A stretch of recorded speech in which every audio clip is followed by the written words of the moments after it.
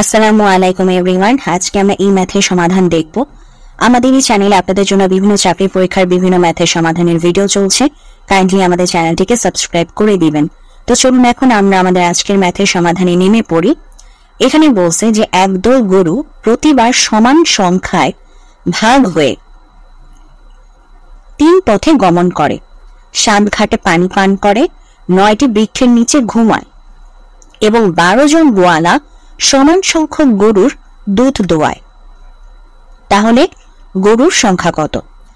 আচ্ছা, এখানে যেহেতু আমাদেরকে যে এমন ভাবে বলছে যে মানে প্রতিবার সমান সংখ্যায়, এই জিনিসটা মাথায় রাখবেন, প্রতিবার সমান সংখ্যায় কি হচ্ছে ভাগ হয়ে 3 পথে গমন করে এই কাজগুলো করতেছে। যেহেতু সব জায়গায় সমান সংখ্যায় ভাগ হয়ে কাজগুলো করতেছে, তাই আমাদের এখানে যে নির্ণয় গরুর সংখ্যা যেটা হবে, আমাদের নির্ণয় গরুর সংখ্যা হবে, প্রথমে দেখি কয়টি পথে গমন করছে, 3 পথে, অর্থাৎ 3।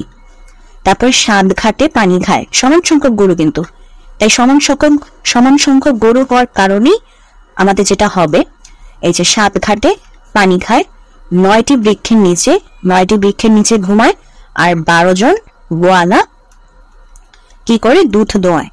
তাই 3, 7, 9, 12 এর লসাগু। কেন হলো? কারণ ওই যে সমান সংখ্যক, সেজন্য। সো এখন আমরা 3, 7, 9 and 12 এর লসাগু বের করি। যদি 3 দিয়ে দেই তাহলে 3 একে 3, 7 থাকে, 3 3 9, 3 4 12। তাহলে এখন যদি আমরা লসাগুটার মান বের করি, 3 into 7 into 3 into 4, তো এটার আমাদের রেজাল্ট আসে হচ্ছে 252। সো এটাই হচ্ছে আমাদের আজকের কোশ্চেনের অ্যান্সার। তো যদি ভিডিওটি ভালো লাগে অবশ্যই ভিডিওতে লাইক দিবেন, চ্যানেলটিকে সাবস্ক্রাইব করবেন। ভালো থাকবেন।